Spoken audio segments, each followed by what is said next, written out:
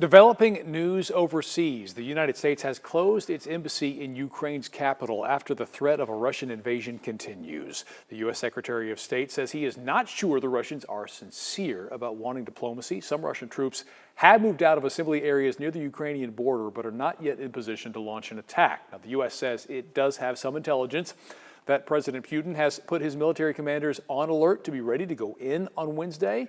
Now, Ukraine might feel like it's halfway around the world, but the impact of these tensions affect global politics and even possibly our finances here closer to home. Cleo Green is with us in studio again. So, Cleo, we've been talking about supply chain issues for months, and now we're understanding they could get worse. Yeah, honestly, and we know that there's some conversations going on between President Joe Biden and Russian President Vladimir Putin, but financial experts, they're really digging into the financial impacts that a possible war could have here at home. So we're going to go through 4 ways that we could feel some financial impact here, paying even more than what we are in terms of inflation, right? And number 1 here, we could end up paying more for gas, and that's because Russia is the second largest oil producer. So financial experts and analysts, they say we could shell out a little over $100 a barrel for crude oil. Number 2 here on the list, there could be a global food price increase, and that's because Russia is the top exporter of wheat,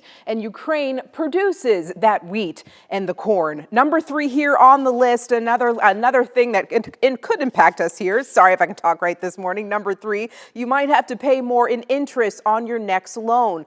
Well, the Federal Reserve is already hinting that it's going to raise interest rates. Experts say increased inflation could add to its motivation.